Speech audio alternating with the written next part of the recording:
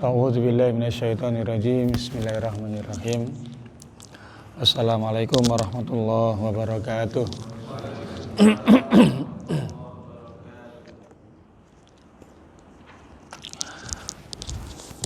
Alhamdulillah. Wassalatu wassalamu ala Rasulillah wa ala alihi wa ashabihi ajmain.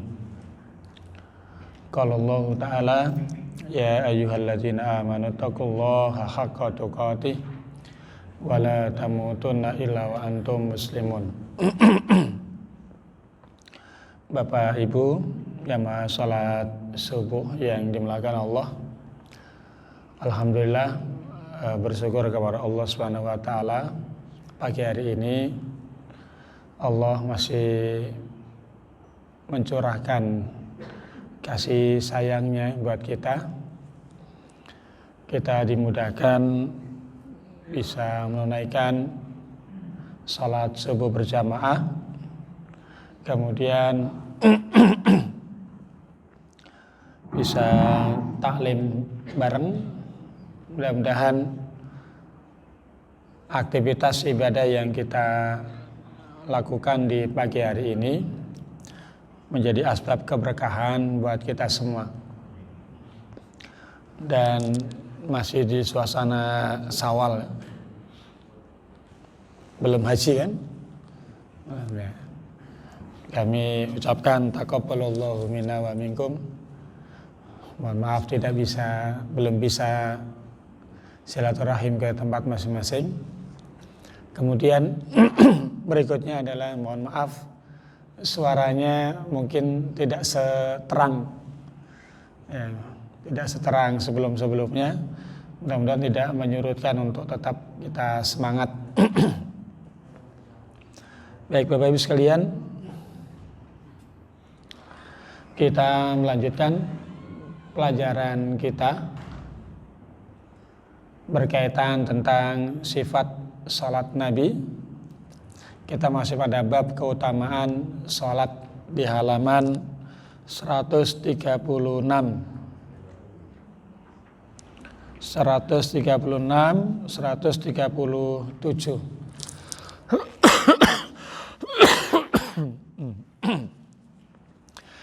Suaranya ngebas, masih batuk-batuk. Bonus Ramadan. Ya. Ternyata sehat itu nikmat. Betul Pak Bu ya? Sehat itu nikmat. Dan Nabi SAW mengingatkan kita dua nikmat yang sering lupa. Dua nikmat sering terlupakan. Nikmatani maghbunun inda katsiri minan nas. Dua nikmat yang sering terlupakan atau dilupakan oleh manusia pada umumnya. Nikmatus siha wal faraq. Nikmatnya waktu sehat dan waktu senggang. Waktu senggang. Umumnya kita kalau waktu senggang buat tadabbur ayat Allah buat apa ya? Kalau zaman milenial kita saat ini ya umumnya waktu senggang buat main game. Kalau belum main game kayaknya pusing banget, belum mantap. Ya. Main game sekarang kayak orang sudah kayak ngerokok. Mohon maaf ini nggak ada yang ngerokok kan di sini? Sekarang Pak. Nggak ada ya? Maksudnya mau ngasih contoh nggak ada masalah kan ya? Kan nggak ada yang ngerokok di sini. Kalau soal di luar ya itu urusan masing-masing. Yang penting di sinilah ya.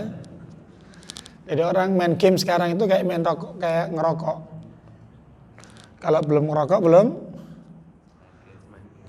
ya belum ngerokok memang ya. Orang kalau belum nge-game itu kayaknya belum ada yang hilang gitu. Kayak orang yang habis makan biasanya pakai gosok gigi. Itu kalau belum gosok gigi ada yang nggak enak. Lebih baik nggak makan apa nggak nge-game?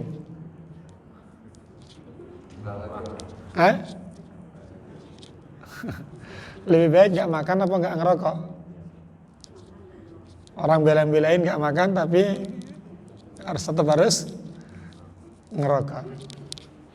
Nah,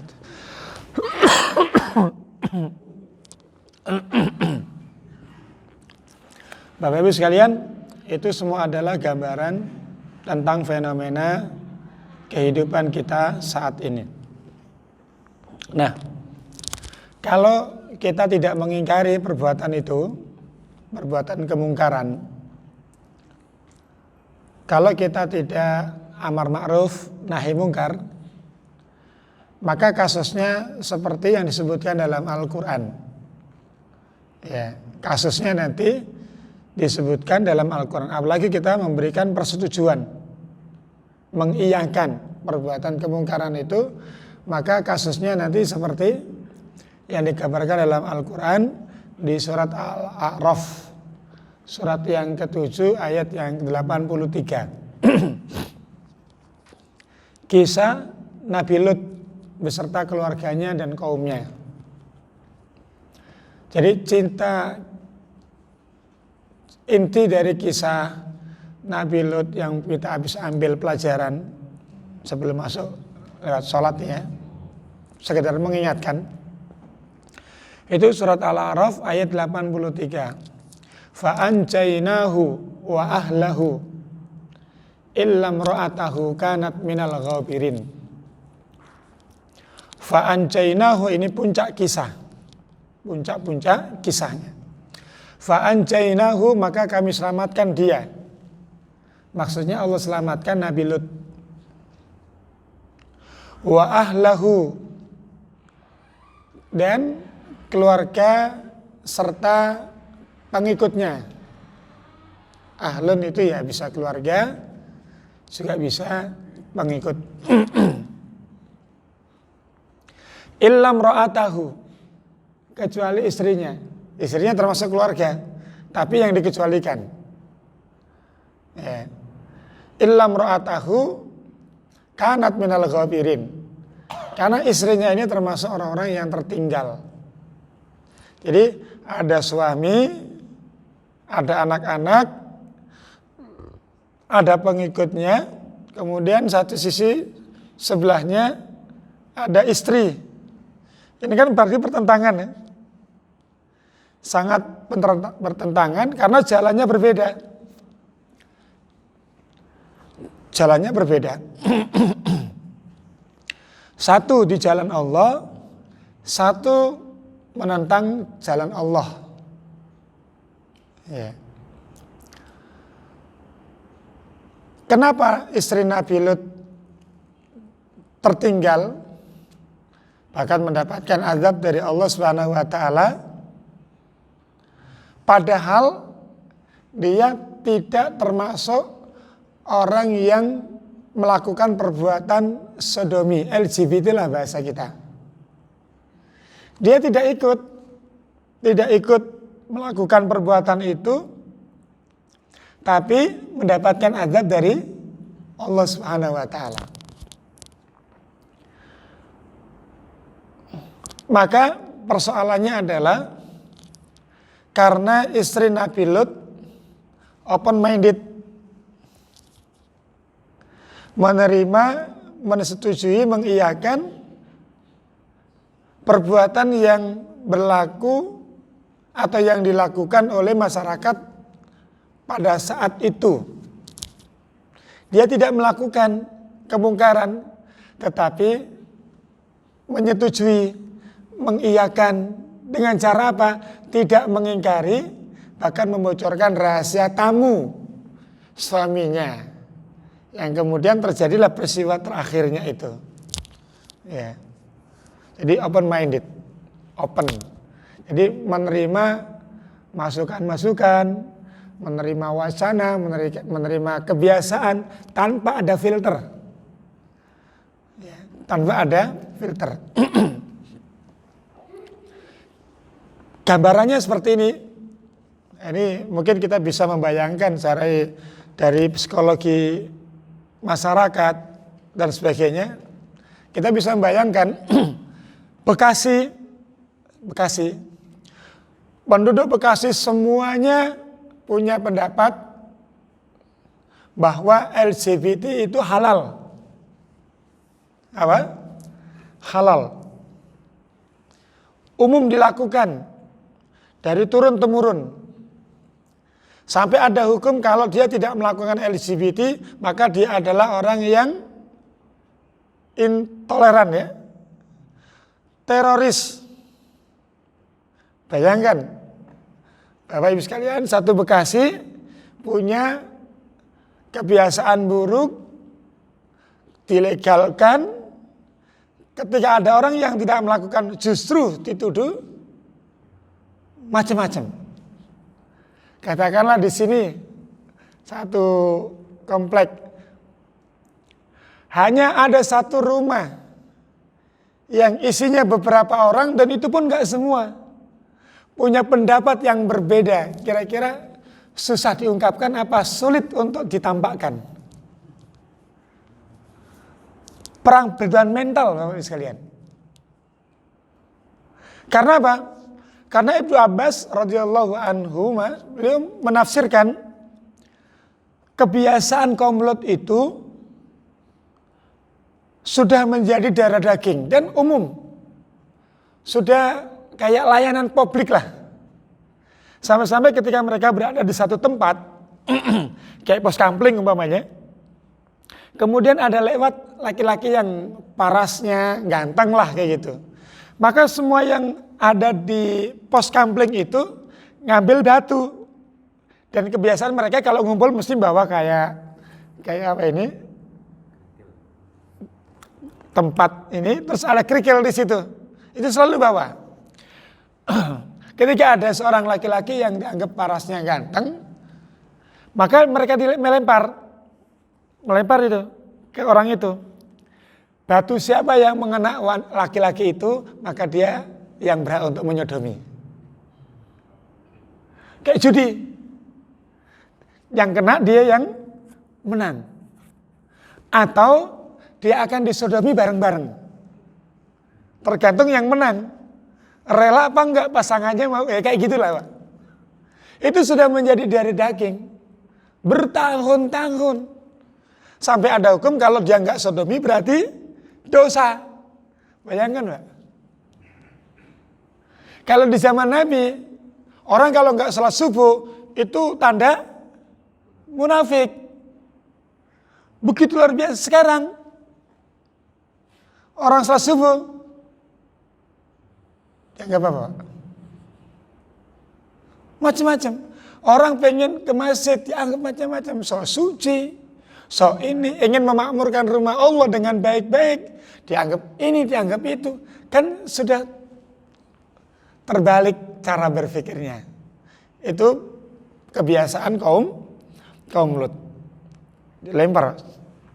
Begitu pula wanita. Wanita ngumpul, kalau ada wanita yang lewat di depannya, dianggap parasnya cantik, mereka dilempar juga. Batu siapa yang mengena padanya, maka dia berhak untuk lesbi. LGBT. Apa LGBT? Longsor, gempa, banjir, tsunami. Ya, kayak kasus di Palu. Itu ya memang kisah dari mereka-mereka yang di sana ya memang tempat-tempat seperti itu. Loh kok Bali enggak? Bali juga banyak yang enggak karuan ya. Ya alam ada rahasia yang Allah ini. Ya. Nah, jamaah sekalian yang dimuliakan Allah Subhanahu wa taala, istri Nabi Lot tidak ikut melakukan perbuatan itu, tapi mensetujui perbuatan yang dilakukan oleh kaum pada saat itu. Tapi ya wajar saja sih Pak. Secara psikologi ini masa namanya ya, itu ya wajar saja. Ya 99,9 punya pendapat ini, dia hanya seorang diri. Pengen menentang arus kan berat. Apalagi dia mental, dia seorang wanita yang mentalnya tidak setegar laki-laki pada umumnya. Tapi ada juga wanita yang lebih tegar daripada laki-laki. Tapi kita bicara umum. Ya bayangkan, semuanya setuju, ada satu nggak setuju. Kira-kira diapakan itu? Nah ini berarti menentang. Itu hukumnya langsung dicap. Berat. Nah ini Bapak Ibu sekalian, faedah yang bisa kita petik. Pertama, Allah mengingatkan kita supaya menjaga diri dan keluarga. Menjaga diri dan keluarga. Menjaga istri, ya, menjaga istri.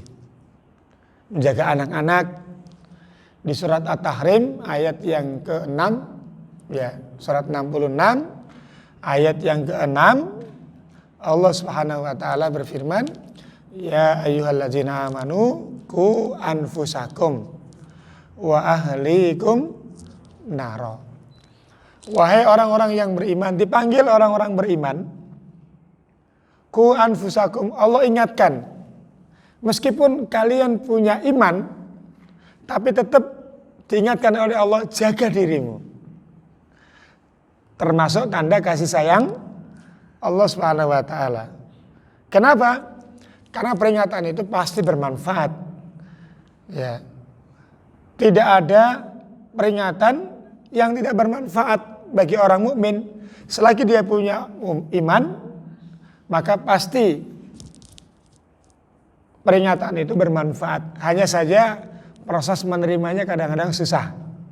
Merasa disindir, ya kan?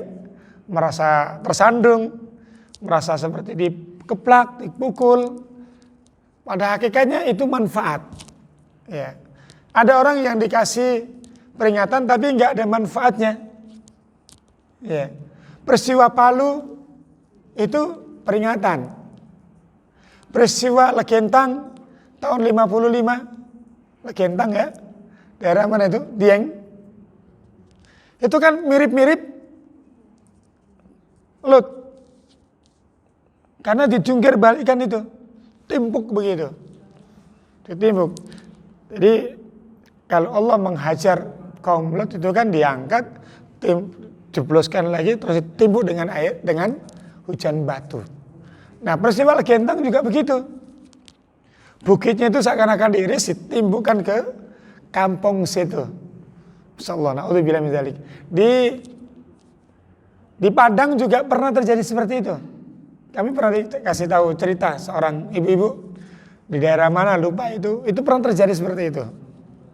Pas menjelang Lebaran, besok mau Lebaran udah beli baju baru, semuanya baru, nggak ada sisanya. Artinya apa itu kemungkaran. Tidak hanya Allah timpakan kepada pelakunya saja, tetapi ada orang sekitar. Na'udzubillah min dzalik. Jadi ku anfusakum. Nah, berangkat dari mana? Soal ingkar mengingkari itu amar ma'ruf nahi mungkar dari keluarga.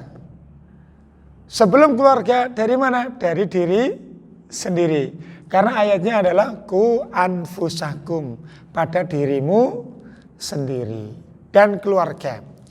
Kalau kita status sebagai seorang anak, maka keluarga kita adalah orang tua kita, saudara-saudari kita, kerabat-kerabat kita. Kalau kita sebagai kepala keluarga, berarti pasangan kita, anak-anak kita. Tergantung kita posisinya seperti apa. Kalau kita sebagai mantu, berarti mantu kok suami? Mertua. Ya kan? Kalau kita sebagai besan, antar besan, karena terikat dalam satu ikatan. Kalau kita dengan orang tua kita terikat karena nasab. Kalau kita dengan istri terikat dengan pernikahan. Kita dengan mertua ya itu dari pernikahan itu dengan anaknya. Dengan kakek nasab. Dengan anak cucu nasab. Maka jaga dirimu dulu, baru kepada keluarga. Kullukum ra'in wa kullukum mas'ulun an ra'iyatihi. Setiap orang adalah pemimpin dan dia bertanggung jawab kepada yang dipimpinnya. Nah, kita misalnya apa? Kalau kita sebagai kepala DKM, tanggung jawab kepada enggak jamaah aja. Oh, jamaah aja masih sedikit ini. Seviolet. Belum ganti kan, Pak? Belum ganti kan? Ayo cepat-cepat diganti, Pak. Ya tanggung jawab, karena muslim harus ke masjid. Kalau ada muslim nggak ke masjid, ditanya dulu siapa? Oh, ini enak banget kalau jadi anggota ini. Ketua semua ini. Iya, nggak ditanya, kenapa nggak sholat itu? Tapi kalau sudah dikasih info, ya Allah sudah diinfo, sudah disebar, grupnya udah di-share di grup, tapi dia nggak baca karena paketnya habis. Itu alasan aja. Informasi yang penting, informasi. Di situ pelangnya sudah gede, Pak ya. Nah, itu harus kasih pelang itu. Bagian daripada dakwah. Masa nggak pernah lewat sini? Orang yang bagian ujung sana ada yang nggak pernah lewat sini? Lewat aja gitu nggak ada? Kalau pernah lewat sini kan melihat, berarti sudah ada iklan. Ada memberitahuan bahwa di sini ada kegiatan. Ya Allah, saya sudah siapkan itu, tapi dia sendiri yang nggak mau kesini ya Allah. Dia maunya keluar aja gitu. Ya sudah, nggak apa-apa. Yang penting kita sudah punya hujah, sudah punya alasan. Ketika ditanya, kamu kan pemimpin, ya sudah. Kamu kan pemimpin, sudah disampaikan ya Allah. Jadi Bapak Ibu sekalian, ku anfusakum wa ahlikum naro. Melihat kasus Nabi Lut dan istrinya ini sangat berat, Pak. Sangat berat. Nabi Lut seorang nabi, utusan Allah Subhanahu wa taala. Ujian yang paling berat bagi beliau adalah istri yang tidak mau ikut. Ini berat. Maka ini Allah tampilkan buat kita. Kenapa? Sehebat-hebatnya suami, istri kalau ada bermasalah, suami juga akan ikut masalah. Bayangkan suami hebat, pulang belum dimasakkan, gimana Pak? Sehebat-hebatnya suami di kantor, sehebat-hebatnya suami di luar rumah, pulang istri belum masak, kira-kira gimana Pak?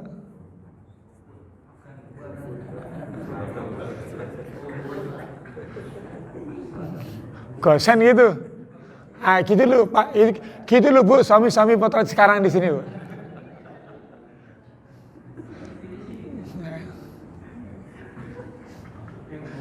Coba kalau mau berangkat, pakaiannya belum dicuci,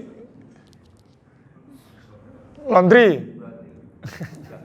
Oh belum dicuci kok, mau laundry gimana? Mau laundry semenit itu. Tetap aja Pak. Jangankan yang begitu, pulang dari luar, ngelihat yang membuat bangkit nafsunya, istri lagi sakit, bermasalah nggak? Wah ini nyari lagi nih. Ini. Begitulah dalam keluarga, istri punya masalah, suami nggak bisa. Tapi akan bermasalah lagi kalau dari sisi agama nggak tersentuh. Nah, itu lebih bermasalah. Soal dunia saja bermasalah, apalagi soal ini. Maka Allah tampilkan kisah ini. Pentingnya apa? Faedahnya apa? Mari jangan egois, pengen masuk surga sendiri. Ajak istri ngaji. Kayak gini kan suami yang hebat. Imannya stabil meningkat. Lah istri kalau nggak diajak, makanya mohon maaf kalau kita lihat suami yang biasa ngaji dengan istri yang nggak biasa taklim umpamanya ikut seperti ini, kira-kira mentalnya sama apa beda? Masih beda. Beda atau istrinya yang ada yang suka ngaji, Tapi suaminya nggak suka ngaji. Itu juga alat. Ustadz, kalau sudah ustadznya panjang, Ustadz, itu berarti punya banyak hal keluarga. Ya. Susah banget membangunkan suami ini untuk sholat subuh. Susah banget suami kalau disuruh untuk ibadah. Baca Al-Quran susah. Ya. Suami juga begitu. Ustadz, nah kalau tatnya udah panjang, itu mesti ada masalah. Ustadz, susah banget nyuruh istri pakai jilbab. Susah, kenapa? Ya karena masing-masing tidak sama. Tidak satu pemahaman, tidak rata, tidak sama. Tapi kalau dua-duanya ikut, Masya Allah.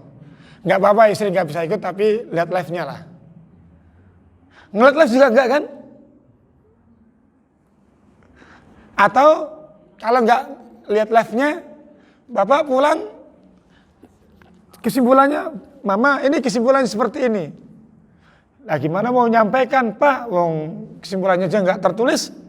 Terus pokoknya intinya suruh pakai jilbab mau, suruh bangun pagi mau, gitu. Kan beda rasanya Pak. Ya itu beda. Sangat berat Pak, sangat berat. Jangankan kepada istri, kepada anak saja sangat berat. Nabi Nuh ya, ketika melihat anaknya yang nggak mau naik, nggak mau mengikuti, nggak mau naik ke kapal yang akan menjadi keselamatan baginya, itu sedihnya kurang apa? Dia merasa bahwa dia adalah anak biologisnya. Tapi Allah menyampaikan itu bukan keluargamu. Kira-kira kalau ada ngomong begitu sedih nggak? Betapa berkecamuknya hatinya ketika Allah mengatakan dia bukan dari keluargamu. Kira-kira berat nggak Pak? Nah bayangkan kalau itu istri, dia bukan keluargamu. Berat Pak. Jadi ujian berat bagi Nabi Lut adalah keluarganya. Anaknya ikut, tapi istrinya nggak ikut. Kalau ada pilihan seorang suami, lebih baik mana? Yang nggak ikut istri apa anak?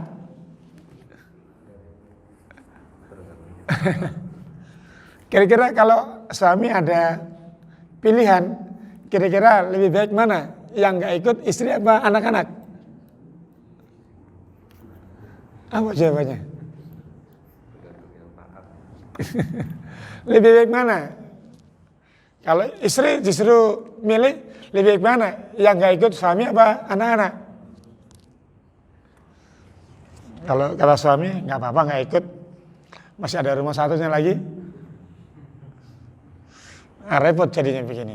Itu beban berat, Pak, beban berat. Apalagi Allah sendiri yang mengatakan itu bukan dari keluargamu. Itu berat banget. Apalagi ini. Maka Nabi Nuh punya ujian terhadap anaknya, Nabi Lut punya ujian terhadap istrinya. Artinya apa? Bahwa kita semua akan selalu mendapatkan ujian dengan berbagai macam bentuk ragamnya, seperti Allah menguji mereka dulu. Ada seorang yang diuji dengan pasangannya, ada seorang yang diuji dengan anaknya, ada orang yang diuji dengan harta bendanya, ada orang yang diuji dengan ibadahnya. Karena ibadahnya merasa baik, sehingga dia merasa pamer. Oh, saya ahli ibadah, saya lebih baik. Na'udzubillah min dzalik, la haula wala quwata illa billah. Jadi ku anfusakum wa ahlikum naro.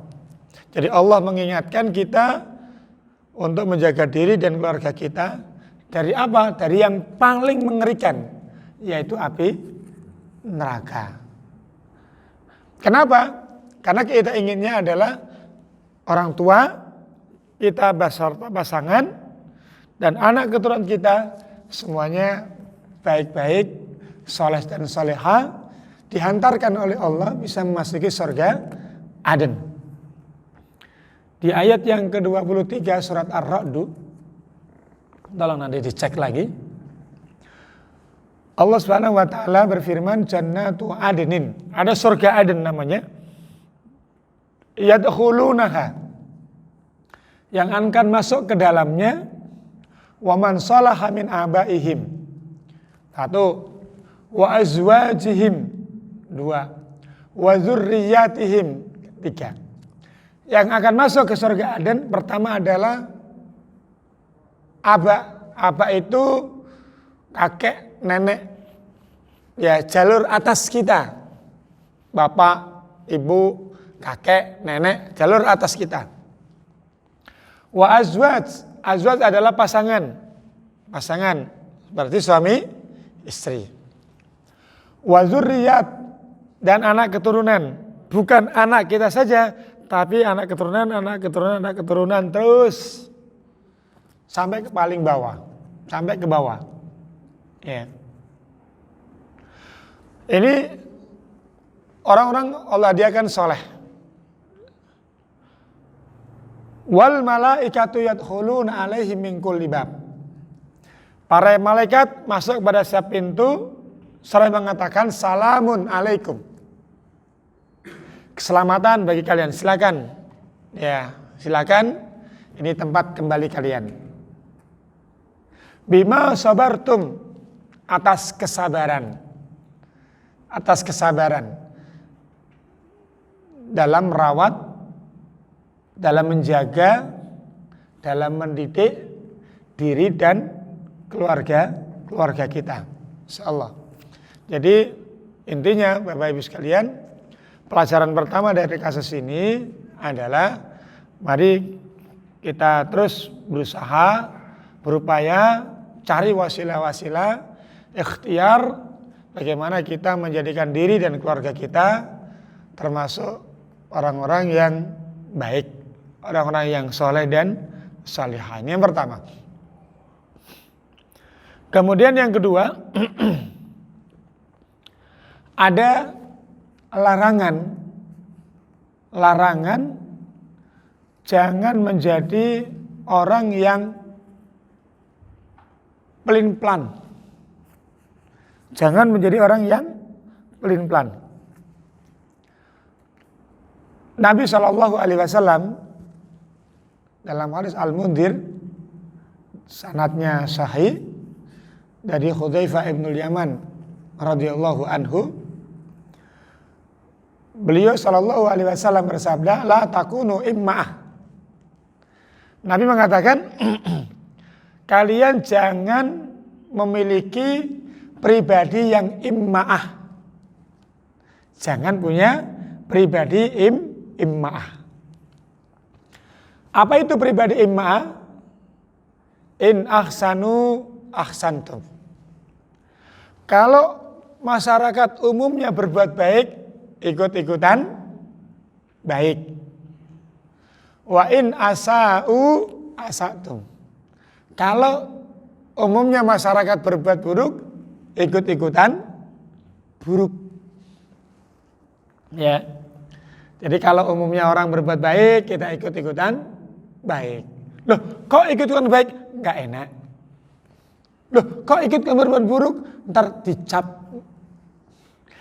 Gitu ya. Nah, bayangkan ini kasus Nabi, istri Nabi Lut tadi. Satu Bekasi mengatakan LGBT hukumnya halal. Kalau dia mengikuti suaminya mengharamkan, apa kata orang? Karena 99,9 setuju. Hanya keluarga kecil, dan itu pun gak semua yang menentang.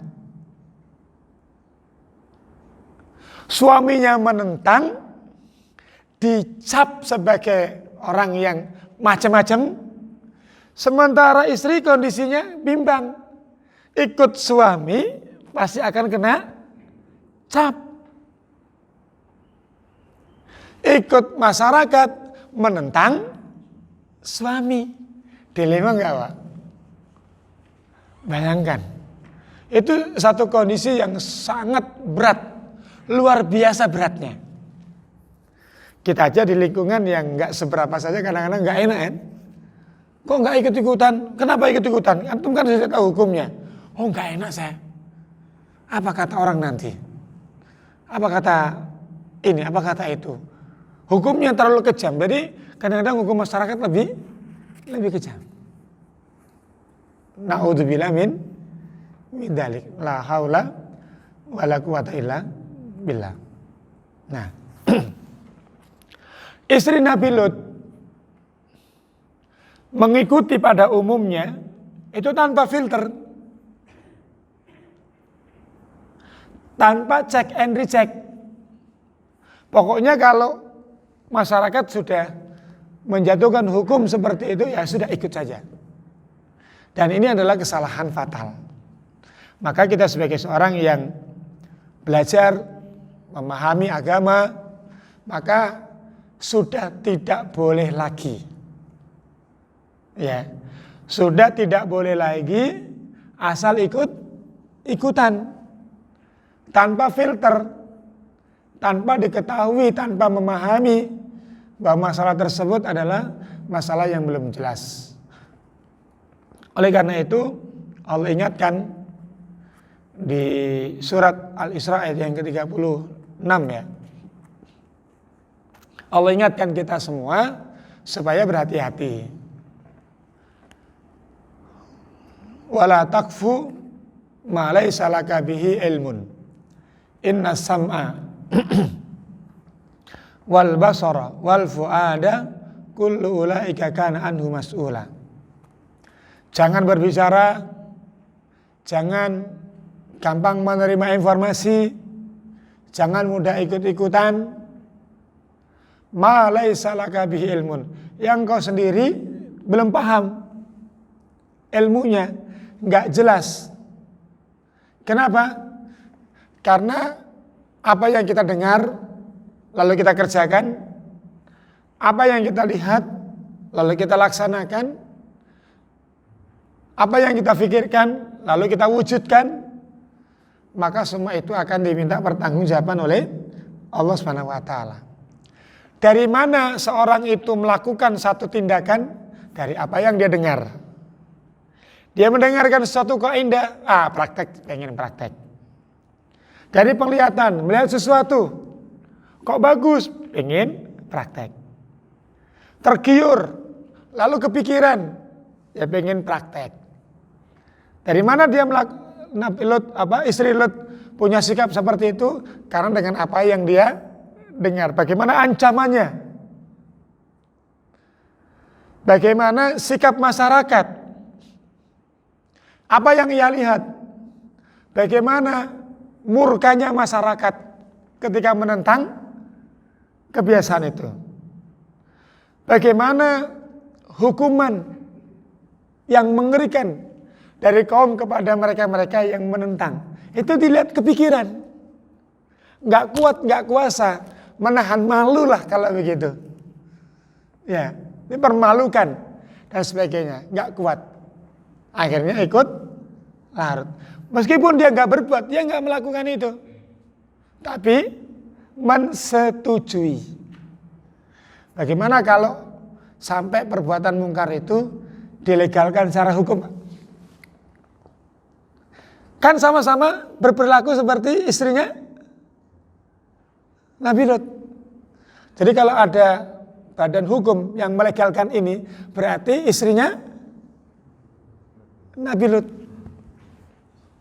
Siap-siap saja ditinggalkan.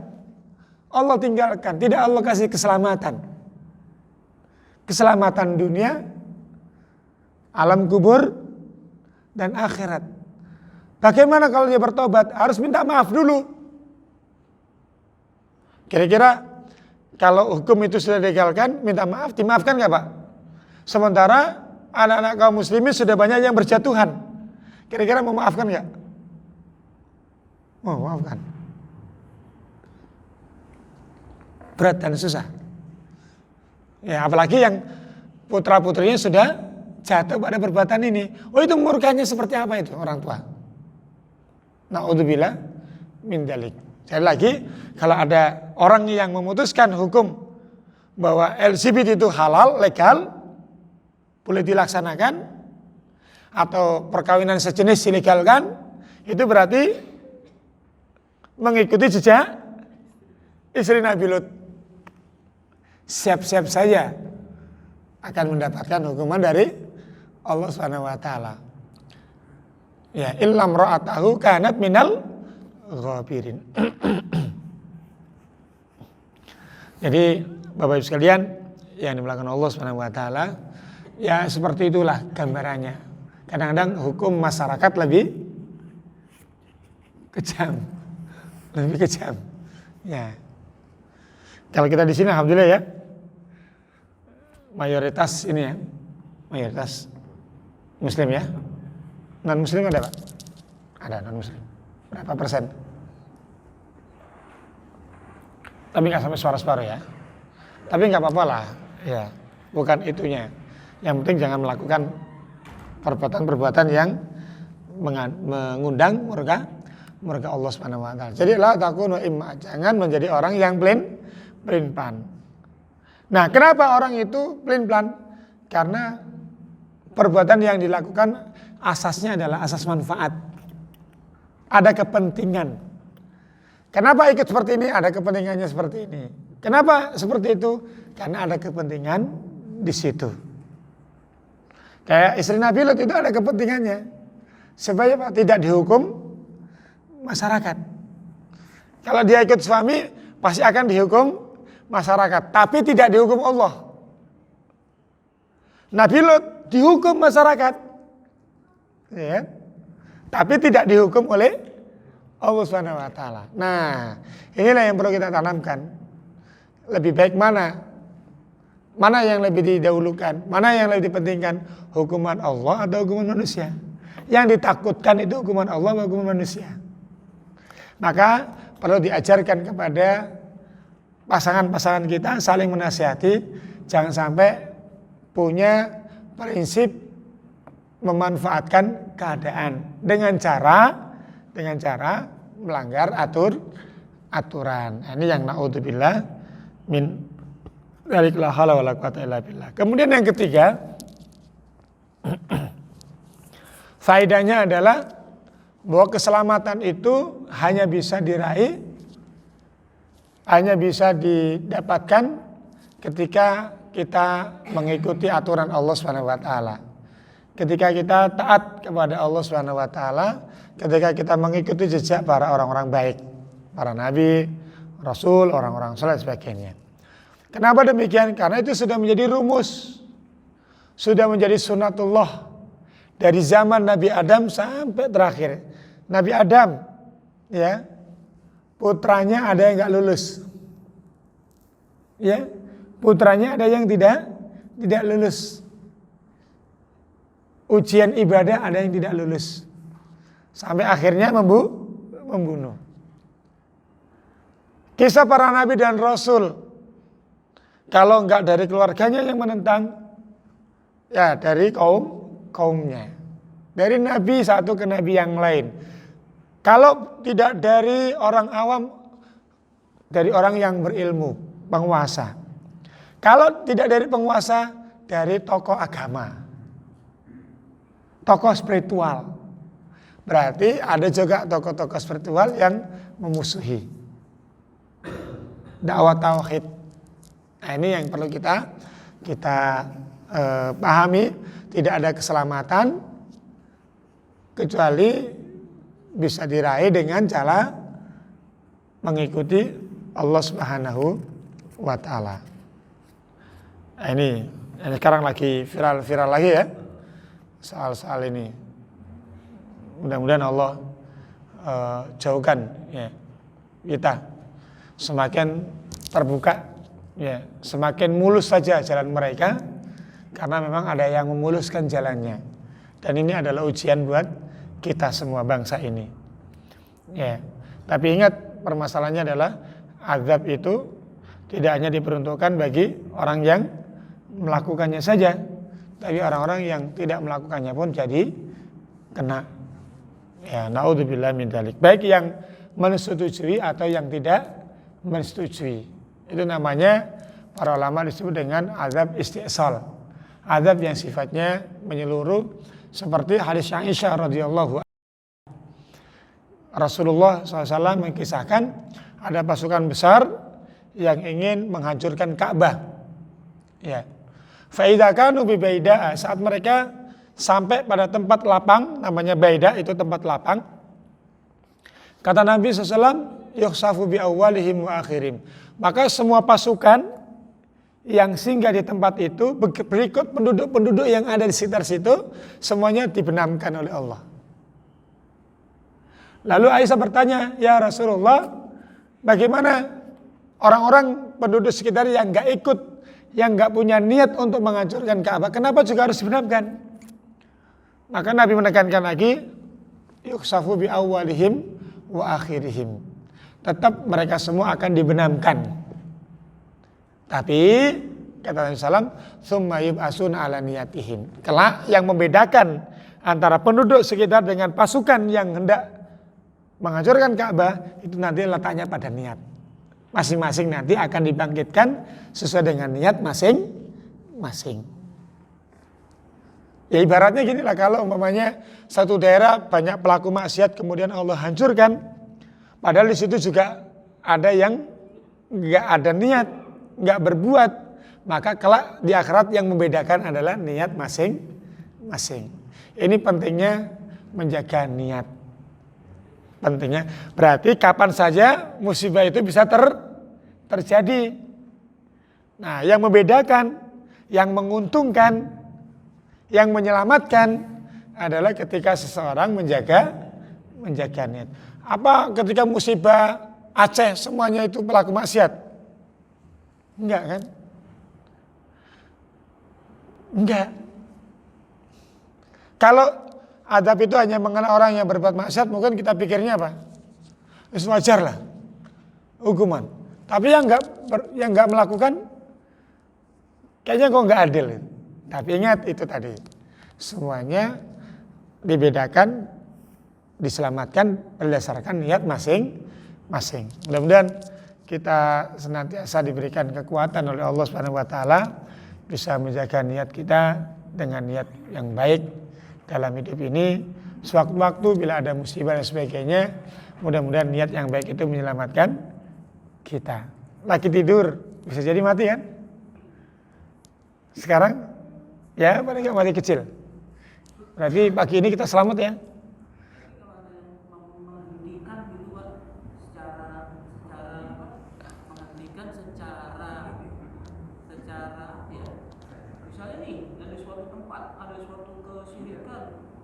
Contoh yang paling ini adalah Bali misalnya Pak.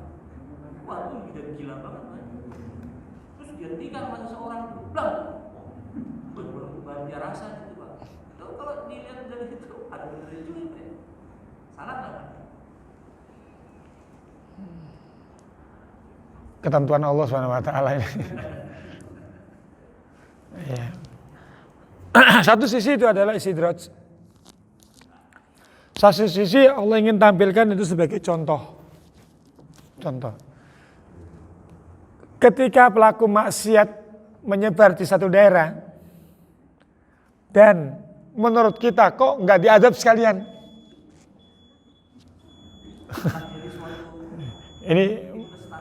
Ini maunya jenengan apa maunya Allah gitu. Ya maunya kita begitu, tapi ada rahasia tersendiri yang Allah tampilkan. Iya. Contoh yang lain ketika Nabi ke Taif, kan gak ada yang menerima itu, tidak ada yang menerima, bahkan diusir. Ketika malaikat gunung nawarkan, gimana kalau kita timbuk saja itu? Oh jangan. Mereka nggak tahu yang kita harapkan generasi berikutnya. Nah, pelajaran pentingnya apa? Allah, wallahu a'lam bishawab. Bisa jadi hikmahnya adalah Allah berkehendak akan banyak orang yang ingin Allah selamatkan di sana, generasi-generasinya. Bukankah sekarang udah mulai banyak Muslim di sana? Yang kedua, tantangan bagi kita, mau nggak dakwah di sana? Gimana Pak kita utus? Ada rahasia ya. Itu kan maunya kita. Oh lebih baik dihancurkan. Maunya kita begitu. Tapi Maha Rahman Rahimnya Allah Subhanahu wa taala, Allah masih memberikan kesempatan buat mereka untuk bertaubat.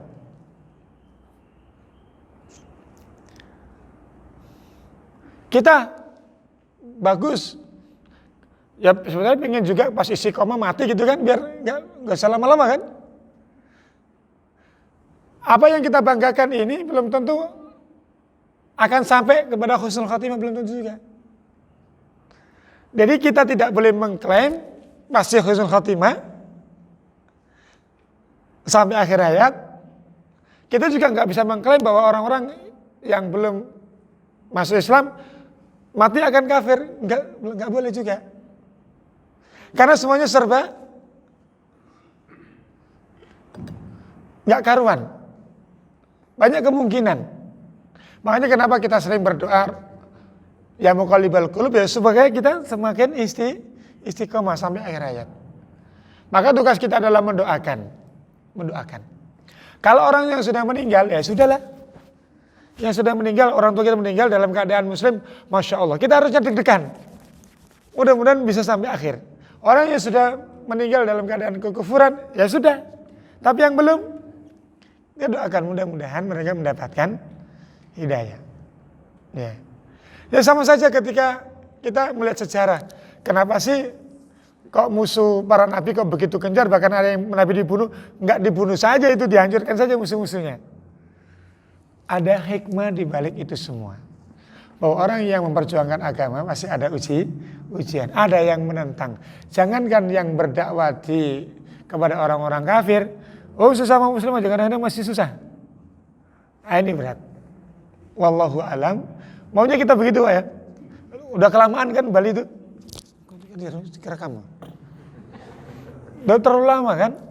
Tapi sekarang alhamdulillah banyak teman-teman yang sudah mulai bergerak di sana. Meskipun masih sempit, agak susah, ya karena mayoritas mereka di sana Hindu. Apalagi kalau sudah Idul Adha. Itu susah itu. Karena apa? Karena dituduh ini pesta menyembelih Tuhan. Kan repot kayak begini. Ya. Kan karena mereka menganggap sapi itu sebagai Tuhan kan. Kayak kasus sekarang di India. Itu kan. Ya berarti nggak pernah makan dagingnya. Kayak gitulah. Itu masalahnya masalah seperti itu.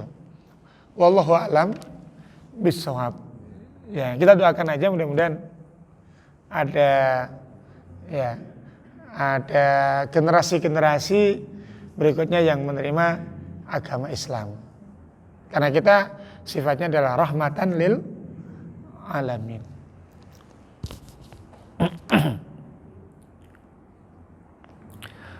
Wallahu a'lam, Pak, kita nggak bisa jawab. Pokoknya ya jawabnya itu aja lah. Ya, maunya kita ya biar 12 gitu. 12 langsung set habis gitu. Kita kan maunya hati ya. Tapi ada hikmahnya insyaallah.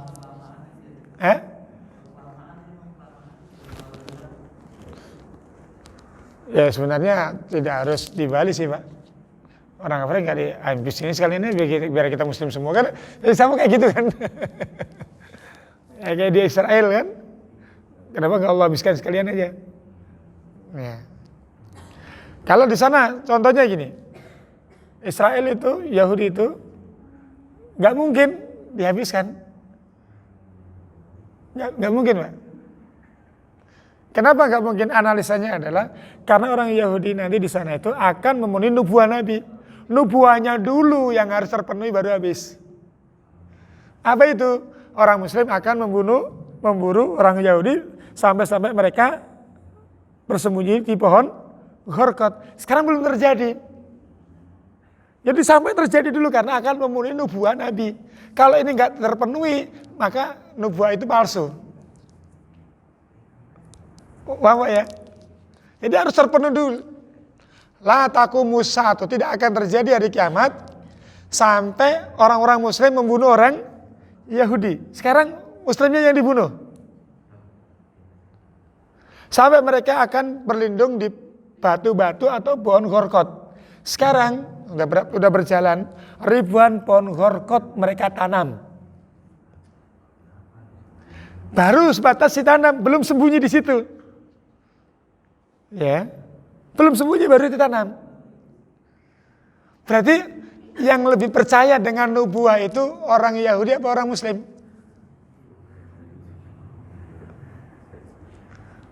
Mereka yakin. Makanya ribuan, Pak. Jadi kalau ada perumahan kan biasanya ada penghijauan gitu kan. Penghijauan mereka ya pohon gorkot itu. Ya, beli rumah harga sekian dapat pelindung. Kalau ditanam di depan rumah kan enak, begitu keluar langsung pelindung kan. Itu mereka percaya sekali. Nah, itu mereka tidak bisa dihabiskan sampai memenuhi nubuah. Kalau nubuah sudah terpenuhi, ya sudah.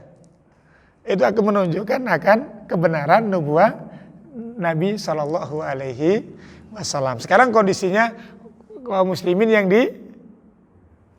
diperangi, saat-saat akan berbalik. Makanya sekarang ada analisa perang Ukraina sama Rusia ini. Itu menjadi pintu gerbang. Wa'alam bisawab.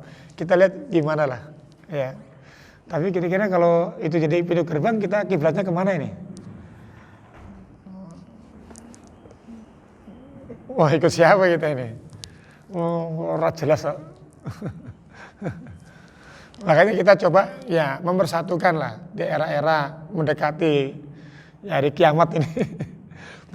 Pertempuran antara hak dan yang batil ini. Ayo kita wacanakan kebersamaan, persatuan sesuai dengan aturan agama. Ya, kita mulailah buat langkah-langkah yang bisa mempersatukan. Buat apa sih? Ya, sekarang lah ada suami istri, ada tiga anak. Kalau nggak akur semua gimana sih, Pak?